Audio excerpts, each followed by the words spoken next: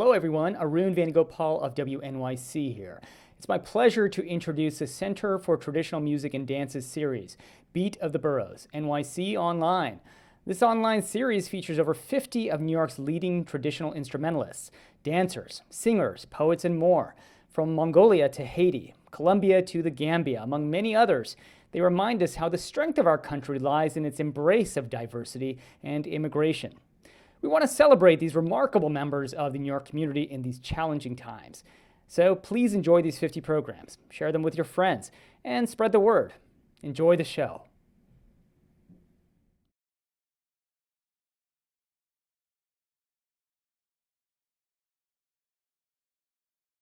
Hi everyone, welcome back to Beat of the Boroughs, NYC Online. My name is Sachindara Navinna, and I am the marketing coordinator at Center for Traditional Music and Dance. And today on this call, I have the pleasure of introducing my family and friends from the Sri Lankan Dance Academy of NY. So first, I would like to pass it over to my guru, Tanya DeSilva. Hi, I'm Tanya De Silva. I am the founder of the Sri Lankan Dance Academy of New York. And I've been dancing for so many years. Should I say how many years? Yeah, tell us. Maybe 55 years. Beautiful, beautiful. Nice. And I started this dance school in 1990 in New York City, and now I'm retired, but I have passed on the administration and the management of the dance company to my good friend Dhammika Navinna. So I hope Dhammika takes over from me. Okay, I'm Dhammika Navinna, and at this moment, I'm the president of the Sri Lankan Dance Academy of NY, and I'm doing a lot of administration work and like coordinating with other groups and all those things I'm doing right now. Mm-hmm. And Charya? Hi, I'm Chari, and I'm Tanya's daughter and a senior dancer, and I'm also vice president of the school. Yeah, school, whatever you want to. Yeah, the school, the company. The company. Yeah, we have all the names. So I'm very excited to have everyone on this call. It's a bit of a mother-daughter episode here at Beat of the Boroughs. And we're just going to be talking about our dance company, our history, and a little bit about Kandyan dance, our connections, and all of the above. So I hope everyone sticks around to just listen in and view our chat today. So I wanted to start off with my first question is going to be to Tanya Auntie. And I wanted to ask you, what made you start the Sri Lankan Dance Academy, which was formerly called National Women's Dance Troupe, back in, you said 1990, right? 1990, yes. So I migrated to this country in 1989, and Charya was a little baby at that time. Mm-hmm. And I have been dancing all my life in Sri Lanka, so I wanted to continue the Sri Lankan dance forms because it was not seen or known in this part of the world. Yeah. So in a very small way, in my basement, I was living in Queens, New York at that time, I started this class with a few Sri Lankans who were interested to teach their children. Mm-hmm. I have mentioned this many a time, but the children were not interested because they were born here. They didn't know, they had no idea what the Sri Lankan dance meant. So the parents joined the class, the mothers and the fathers, they started learning from me. And then as a result, the children had to come and join the class because they were brought to my house for them to watch the classes. So that's how I started. Then in 1993, I moved to Staten Island, where there's a big Sri Lankan community. And then I started teaching children. That also was in my house, in my house in Staten Island. And then that's a little before that, I had met Dhammika on the ferry one day. And then I introduced myself and we spoke. And her elder daughter, Sachindara, was not even born. Yeah. She was about 2 or 3 years old then. But I said, just bring your daughter and come and watch the class. Mm-hmm. And as a result, Charya, who was like 2 years older than Pazuni, who is Sachi's older sister. They both started dancing at the back of the class behind the older girls from the community. So that's how we got into this dance classes and continuing. And then we had little performances in New York for the Sri Lanka's independence, for the temple and stuff like that. That is how we built it up. And that's how I managed to teach our children our culture. Love that. We love it. So I have a question because you mentioned the Staten Island ferry and meeting Ammi, Dhammika Navinna. So this question is actually more for Ammi. How did it feel when, a fellow Sri Lankan was able to approach you on the ferry and you heard them speaking in Sinhalese, and was it comforting to know that, oh, there are other Sri Lankans in Staten Island? Yes, actually, I was with my daughter, and then Tanya heard, I was talking to my daughter in Sinhalese, and she heard that, like, then she knew that we are Sri Lankan, and then we start to talking. Okay. Because I was talking to Kasuni in Sinhalese about like a orange or something. Oh, you're feeding her. I'm feeding her orange. You're feeding her pizza. I so remember it so very well. Right. And then we were talking, and then finally, then the next time we met was with my daughter's birthday. Remember? Yeah. Right. Yes. When my parents were there, and everybody was like, then the friendship started from there. Yes. And, 1990. and then I came to your classes, and I was dancing too. Yes. I am not a dancer, nothing like that. Yeah, but you were interested and you wanted for your daughter to see. Yeah. Yes, I wanted my daughter to learn. And then the Charya and Kasuni became friends. And then they were like doing kicked it off, and yes, it kind of went from there, right? So Charya, I guess my next question would be for you. How long have you been dancing? Like, how old were you when you started? And as a Sri Lankan, as an American Sri Lankan, how does it feel to continue this and go on from what our mothers have put in place for us? So I guess I don't really remember what my actual starting age was. Probably like 3 or 4. Yeah, we had my mother Tanya had our classes in our house, so it was very much a part of our everyday lives to hear drumming and be watching the classes. And so I just kind of ended up always being in the class, and that continued well into I guess I'm still going, I don't know. As like 30 years or so. Wow. I don't want to put a number on it. I just think it's something that you can always do, because there's no reason to stop. You can always go drop in on a Sunday class if you feel like it. And the other thing that we love about the class is it was like our social hour too. Yeah. Because a lot of us were from mostly Staten Island, but all over the island. And we didn't always go to school together, but that was our chance to see each other once a week.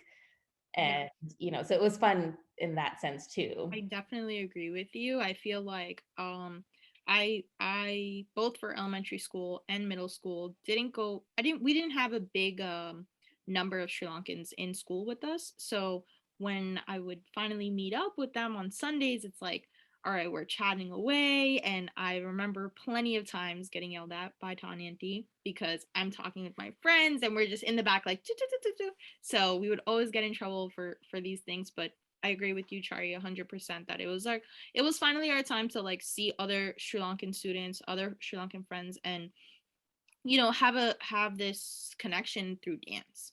And it always it was always a fun time. And I know you said you weren't going to put a number to it, but for me, I've been dancing since I was 4 years old as well. And over time my relationship with dance has definitely changed.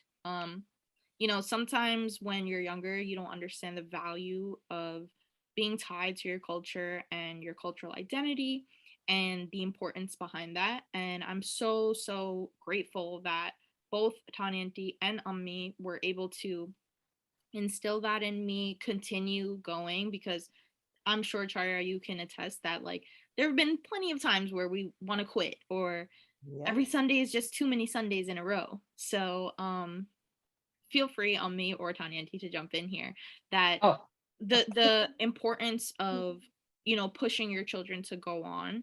And I do want to say thank you to the both of you for continuing it. And sometimes when other parents fail to remember, you remind the parents as well, and you remind the students that this is something that we should be continuing to do. yes. I should say something here. Dara, she was, from the time she was able to walk, she was always in a little tutu, performing for everybody. Whoever goes to her house, they want to chat for 2 minutes to her mom, want some message, she would come perform. So I knew she had dance in her body. Kasumi was continuing to dance. There was no issue with that. But Dara was a performer. And I knew from the time she was able to walk and talk, she would be a dancer one day, because she was such a performer. She would show off to everybody who came to the house that she could dance. Not that she knew any dance steps, she was just dancing to I was music. just doing something, right? She was doing something. So I, in my heart, knew that she would continue to dance. And also, as Dara said, this was a meeting point for all these children who were isolated here in a way, because they were new to the country, but some were born here, so they were fine. But still, they needed to keep in touch with their culture, with their families, with their country, identify themselves as Sri Lankans, and we had such a rich culture that we wanted to continue. And this was a good opportunity for all Sri Lankan children to meet up and spend a few hours together, and in the meantime also learning their dance and their culture. Yeah, and I think this is a great place to put in that, you know, Staten Island it's very small, and Staten Island does have the most Sri Lankans outside of Sri Lanka, and we have a sense of community there. We're all together. You know, it the dance class only added to the fact that there was already a community. There's grocery stores, the restaurants, you know, the temple. The temple, Victory Boulevard, which has been duped Little Sri Lanka. You know, we have all of these places that bring us together and tie us together, and dance, Snug Harbor Studios and Sunday dance classes, at least for me, was definitely a vital part of, you know, feeling a part of the Sri Lankan community. So I think my next question is going to be for Charya, and I kind of tying in with the community, and I wanted to talk about our annual shows, right? There was a annual talent show of Rangataranga, which all Sri Lankan and the tri-state.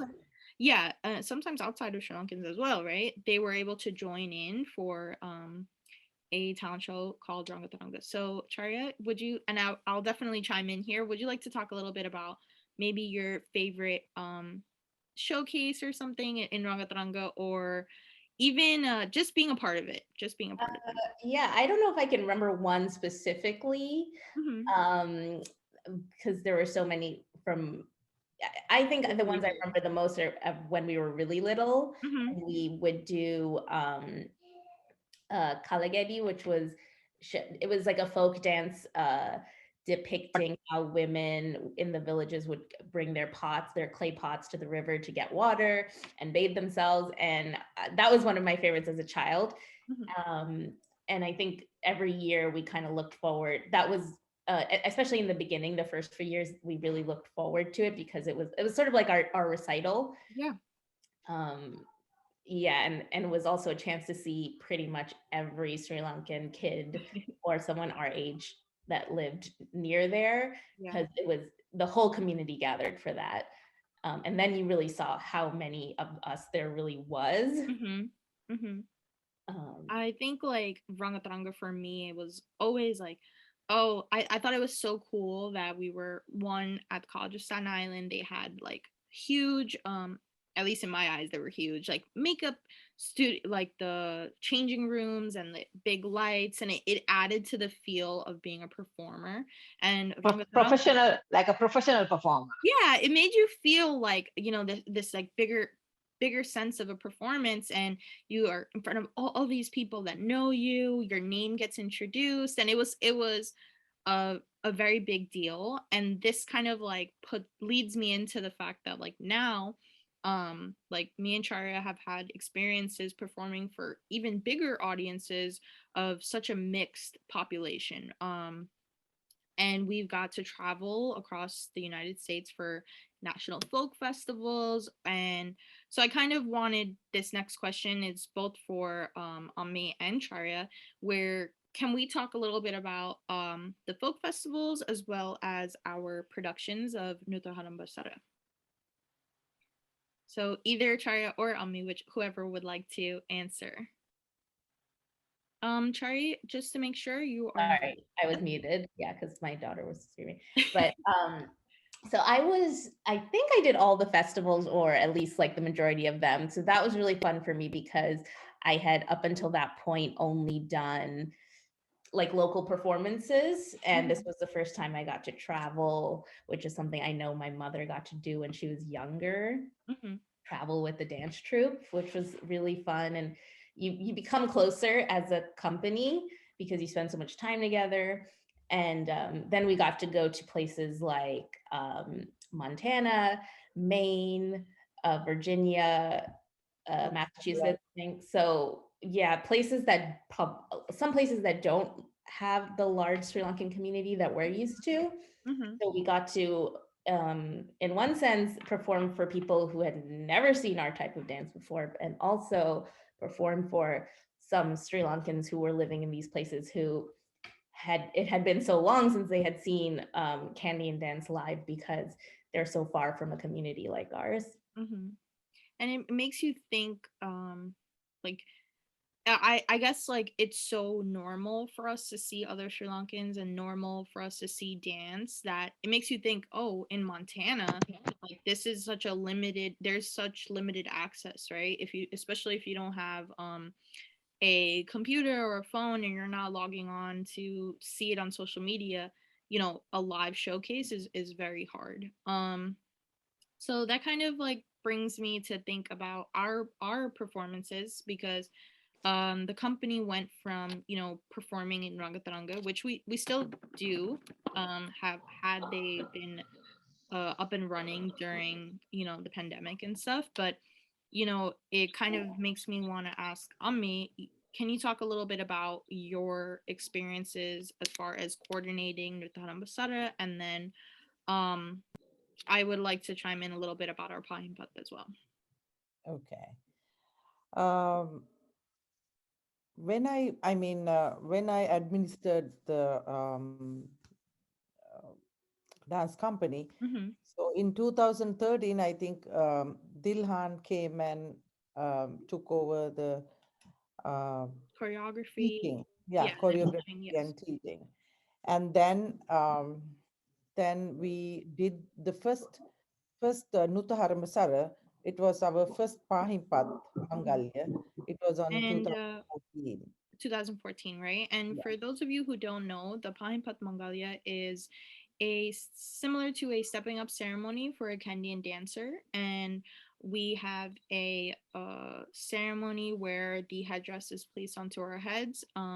We train for this showcase, and then after the ceremony, we will have a public demonstration to our family, friends, and you know, a larger audience. So this type of showcase was not done in America prior to SLDA's Pahimpat, which was in 2014.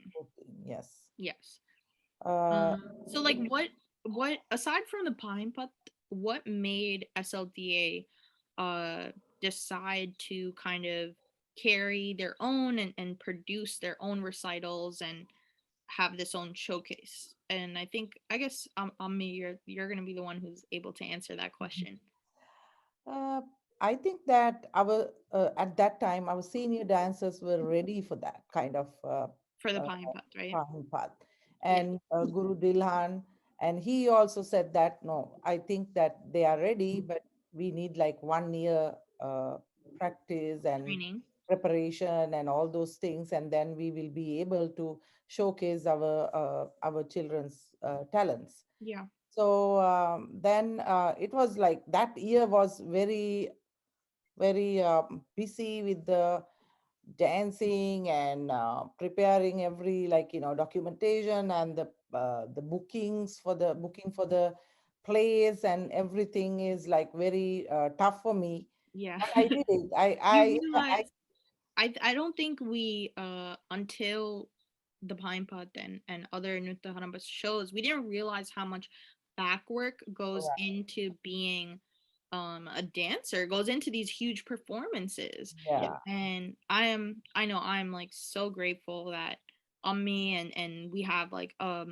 other people that just, you know, come in and they're supporting on the behind the scenes, because it allows for dancers like me and Charya to get on stage and not even worry about that stuff. Just get on stage, perform, and dance our heart out.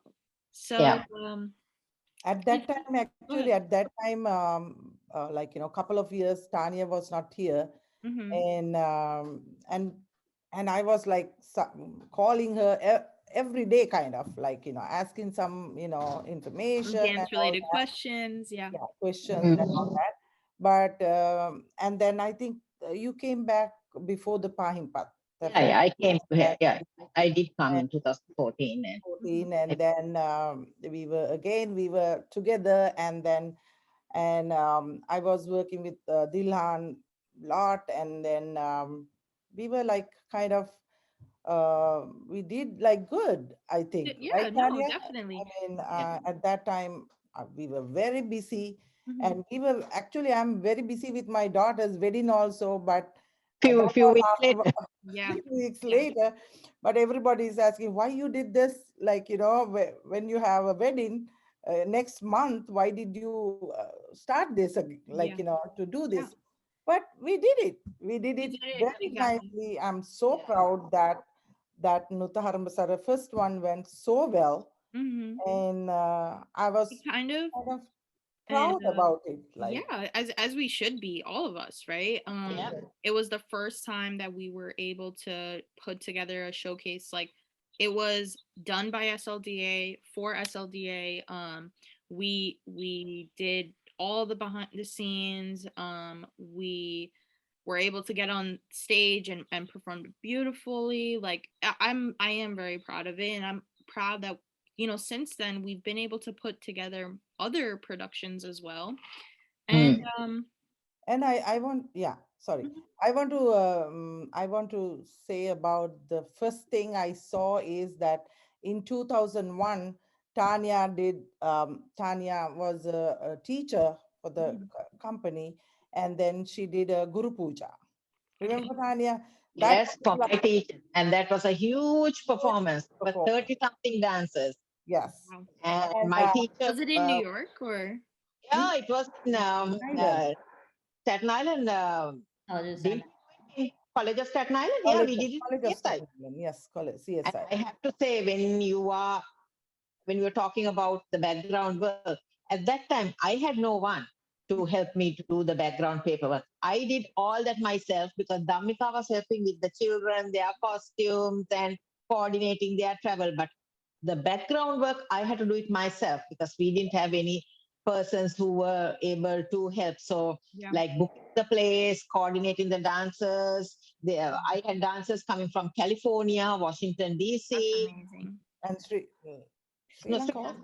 Sri Lanka, only my teacher came for some work in California. So I coordinated for them to come and to bring her to New York. And it was a lot of hard work. So when it came to Dhammika's time, Dhammika took over all the administration, and it was so easy for Dilhan, because Dilhan could concentrate 100% on the teaching of the dance, because they didn't have to worry about the background work. But in my time, it was very hard. I had to do most of the background work, but I had a friend, Leslie Mom. She was a Bharatanatyam dancer, Kuchipudi dancer, who has learned Kuchipudi, and she is the one who really supported me, because Dhammika and the other parents were involved with the children. There was 30-something children dancing that day. And I think it's so important that you're mentioning this now, because it's so nice that we have a better level of support, right? Oh, of course, absolutely. The parents now are very engaged. The students Yeah. themselves, you know, there's people like me, for example, where I'm doing, you know, some administrative side of things with CTMD, and then I'm still a dancer. We have, you know, people that are just more involved, and it's nice to see that I kind of want to say the levels of different people who are supporting all of these things. So Yeah. it's very nice to know that, you know, we're not alone and everybody is connected and tied together. And of course we're appreciative to all the I feel like we could be on this call for another 3 hours just naming the people who have helped us get to where we have. And you know, there have been a lot of vital characters and players in this industry and in us building SLDA for the past 31 years from 1990. So I just want to say I started this not planning for this level of dance. I was just wanting to teach the children in the community, and more than it, I wanted to give my talent to my daughter because she was isolated here and she never saw the Sri Lankan dance. In my, I was like, okay, I need to teach Charya, you know, dance form. So from her small days, she was involved. So I'm now praying that my granddaughter, Charya's daughter, will continue the tradition. And we that's a great segue into the next question of Charya. You know, as a dancer who's been dancing for, you know, all these years and now a mother, do you feel and understand that same importance that was instilled in you? I definitely think I realize it now, that maybe not so much in my adolescent years, or you know, now I see, oh, it is something that's really important, especially for my daughter, because she's even further removed from Sri Lanka. She's never been there. And she's never, her dad is not Sri Lankan. So it's even less so than I had her connection to Kandyan dance. So it's even more important that if she wants to, and hopefully she will, I think she will, she'll want it. Yeah. For any kid from anywhere in the world, when you hear those drums and when you hear music and it's bare feet and it's fun. Yeah. So as long as we make it fun for her and for all the little kids, I think they're still going to continue it, even though they might not even know all the background of it. So this is a good thing to record this and keep it for our grandchildren, for my grandchildren, Dhammika's grandchildren, for them to see in the future what went in to bring up this dance company to this level. Yes. So very important. I'm so happy that we got the chance to chat today, that we got to talk about SLDA's history, our own history, and then of course, you know, what's to come in the future. I did want to mention here that SLDA is still continuing our classes. They are a little bit up in the air, just given the stage of COVID and the pandemic that we're in. We are hoping to continue with every week. So we invite our audiences to join us, to follow us on social media, follow our Facebook page, SLDA, Sri Lankan Dance Academy of NY, and our Instagram page, which is _ SLDA NY _. And we're so grateful that CTMD invited us here, and we have the safe space to discuss our history, our performing aspects, our future generations. And so thank you very much for everybody for joining us, and thank you to my team, my me, Tanya D, Charya. I really appreciate it. Thank you, Dara, for organizing this. This is a great opportunity to inform the world what we have been doing in our dance forms. It's now with the social media, everybody's aware of what's going on. But our time, there was no such thing. So we had to call everybody and say, okay, we are having a performance, we are having a class, or type print out leaflets and give it to the Sri Lankan community, you know, and there was no monetary gain for me at all. At all. I only charged $5 to pay for the space. You know, so I have to say that this was actually everybody participated, and there was no monetary gain for anybody. Yeah. It was purely for the love of dance, for the love of our culture. And I'm so grateful and glad that Dilhan has taken over. He's a great guru, and that it's being carried forward, continued, and there'll be many, many more years of children learning our dance forms in the United States. Thank you. I agree. Thank you. Thank you, everyone. Okay. All right. I hope you join us again for Beat of the Boroughs NYC Online. And Absolutely. we'll be talking to you soon. Thank you. Okay, bye. Bye.